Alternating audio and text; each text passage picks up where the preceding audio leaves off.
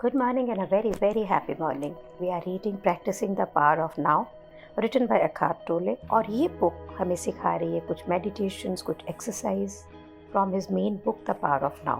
Page number 45 पे title है All problems are illusions of the mind. कि जितनी भी ये जो मुसीबतें आपको लगती है ना, ये आपकी माइंड की illusions, भ्रम है, माया है. Focus your attention on the now. आप इस मोमेंट पर अपनी सचेतना को फोकस करें. और राइटर कहता है फिर मुझे बताओ कि आपका इस मोमेंट के अंदर कौन सी प्रॉब्लम है. I am not getting any answer because it is impossible to have a problem when your attention is fully in the now. कि अगर आपकी पूरी अटेंशन सिर्फ इस पल पे है, राइट नाउ जो पल है जहाँ मैं बोल रही हूँ और आप सुन रहे हैं, तो फिर यहाँ पे कोई प्रॉब्लम हो ही नहीं सकती. आप मुझे कोई आंसर दे ही नहीं सकते हैं. काट कह रहे हैं a situation needs to be either dealt with or accepted. कहते हैं बिल्कुल माना कि ज़िंदगी की एक सिचुएशन है, या उसे हमें डील करना है या उसे एक्सेप्ट करना है कि भाई ठीक है जैसा है, मैं कुछ नहीं कर पा रहा, इट इज़ ऑल राइट. या हमें इसे डील करना है और देखना है इसके लिए हम क्या कर सकते हैं. Why make it into a problem. अब इस सिचुएशन को प्रॉब्लम बनाने की क्या ज़रूरत. ये जो हमारा माइंड है ना, ये अनकॉन्शियसली, इसे पता नहीं है, अचेतनता से भरा पड़ा है. इसे बड़ा मज़ा आता है कि प्रॉब्लम्स को देख के, बिकॉज ये आपको ना एक आइडेंटिटी देता है. मैं बेचारा, मैं ये, मैं वो, मैं जीतूंगा, मैं बहादुर, मैं इसमें से निकल सकता हूँ. देखो ना मैं क्या हूँ, उसने मुझसे क्या किया, मैं उसके पास कहाँ गया. सो कितना मज़ा आ रहा है. स्टोरीज पे stories. And this is normal. ये बिल्कुल नॉर्मल है. And this is insane. ये पागलपन है.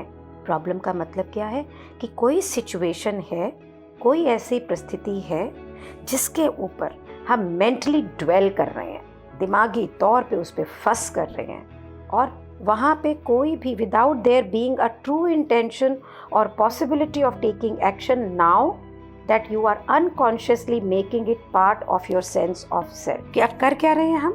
We are fussing on it. कोई भी असली जो इंटेंशन है और एक पॉसिबिलिटी ऑफ एक्शन कि भाई अच्छा अब ये सिचुएशन है, इसके लिए मैं एक्शन क्या करूँ, ये नहीं कर रहे हैं.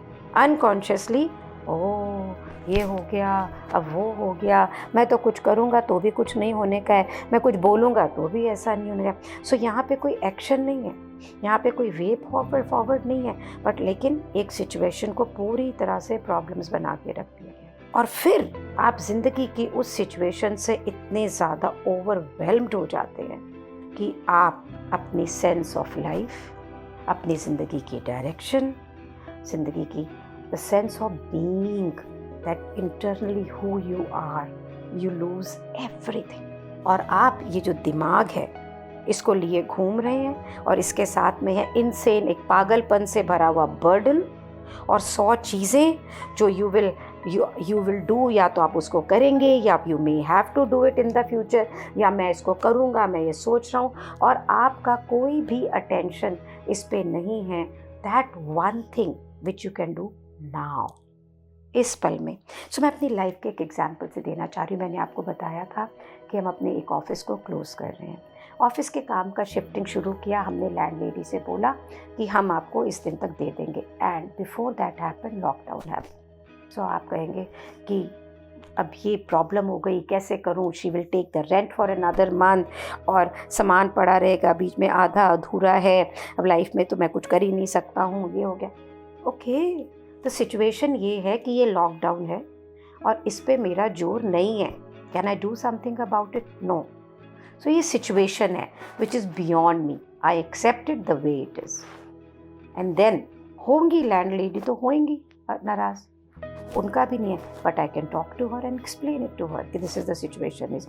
लेकिन अगर मैं ये फंस करता रहूँ कि now what I will do, या then how can is there is any solution to it.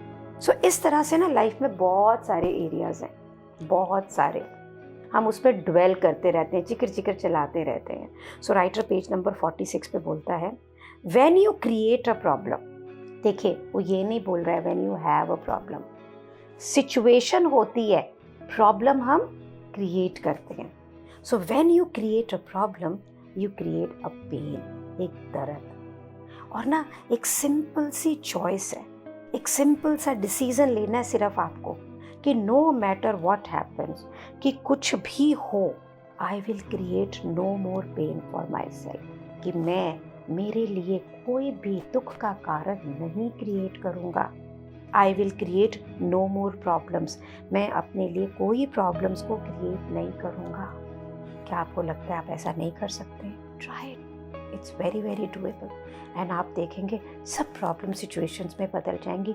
और सब सिचुएशंस, किसी भी सिचुएशन का लाइफ में ऐसा है कि जिसे आप एक्सेप्ट ना करें या जिसकी कोई सॉल्विंग प्रॉब्लम ना हो, कि प्रॉब्लम सॉल्व ना हो सकता, ऐसा हो सकता है। सो देखने को राइटर कहता है कि बड़ी सिंपल चॉइस है, लेकिन ये बहुत रेडिकल है, बहुत अद्भुत है। आपको लगेगा बहुत न्यूनेस है इसके अंदर। और आप ये चॉइस तब तक नहीं बनाएंगे ना जब तक, और आप बनाते नहीं हैं जब तक कि आप बिल्कुल दुखी नहीं हो जाते हैं सफरिंग से। जब आप बिल्कुल दीवार से लग जाते हैं ना, तो आप दो काम करते हैं, या तो आगे सिचुएशन को थप्पड़ मार के आगे निकलते हैं, नहीं तो खाते रहते हैं और पीछे चलते रहते हैं। I always give this example. और या फिर कहते हैं ओके दिस इज इट, अब यहाँ कोई घर्षण नहीं है। So what is writer saying, कि ऐसे ही होता है कि जब हम बिल्कुल फेड अप हो जाते हैं ना सफरिंग से, दुख से, तब कहते हैं ओके ठीक है यार, ऐसा है तो है, या अब मैं ये परिस्थिति है, इसका ये स्टेप लूँगा और आगे निकलूँगा। और जिस समय आप अपने लिए पेन नहीं बनाते हैं ना, then you create no pain for others, तो आप दूसरों के पेन का कारण भी नहीं बनते हैं। उस समय आप ये जो खूबसूरत सी पृथ्वी है ना, उसे कंटामिनेट नहीं करते हैं, उसे दूषित नहीं करते हैं। हाउ? बिकॉज आपका जो इनर स्पेस है, आपका जो अंदरूनी क्षेत्र है ना, अब यहाँ पे कोई नेगेटिविटी नहीं है, यहाँ पे कोई प्रॉब्लम मेकिंग नहीं है।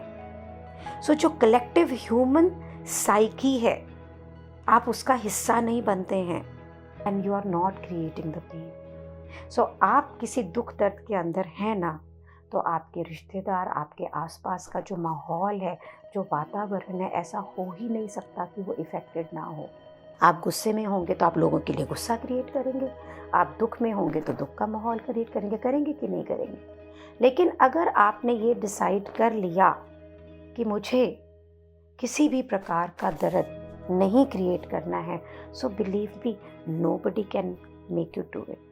सो राइटर लिखता है पेज नंबर 46 पे आगे, should a situation arise that you need to deal with now, your action will be clear and incisive if it arises out of present moment awareness. Means कि अगर आप situation को problem में नहीं create करते दिमागी रूप से, सिचुएशन तो है सो है ही, अगर आपने उसे प्रॉब्लम में नहीं क्रिएट किया ना, तो आप बिल्कुल क्लैरिटी से, बिल्कुल स्पेसिफिक रूप में जो आपके इस मोमेंट में चेतनता है ना, उससे डील करेंगे।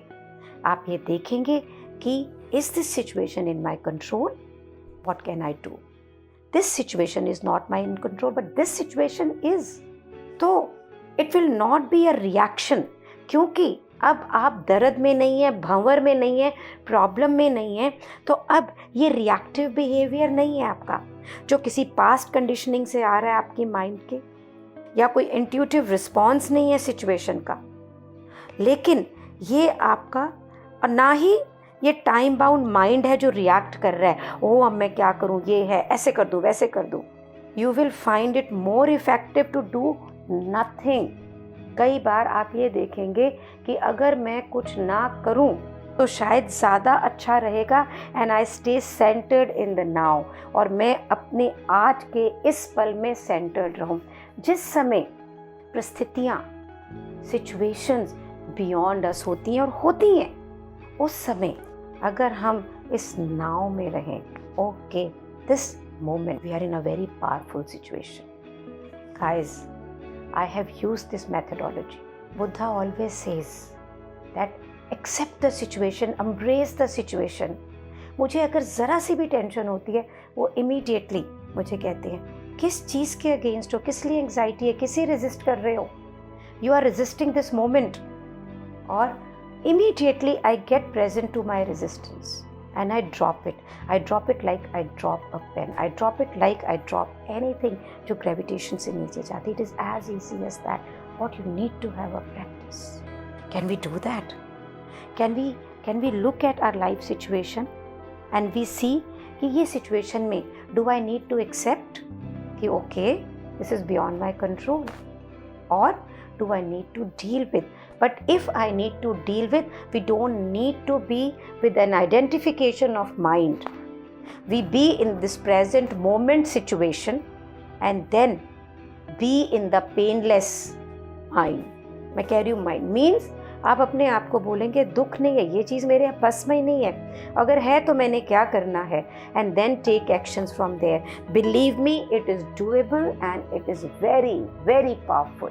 थोड़े दिन की प्रैक्टिस के अंदर ज़िंदगी की कोई भी चीज़ आपको हिला नहीं पाएगी. आप कीचड़ में कमल के माफिक ऑलवेज ब्यूटीफुली ब्लूम करेंगे, ऑलवेज खूबसूरत होंगे.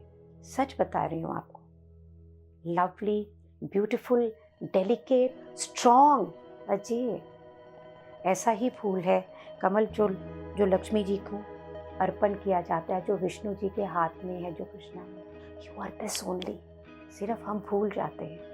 Thank you so much for being in my life. ये इतनी ब्यूटीफुल जर्नी जो आपके कारण पॉसिबल है, कितना भी ग्रैटिट्यूड करूं कम है. Thank you so much.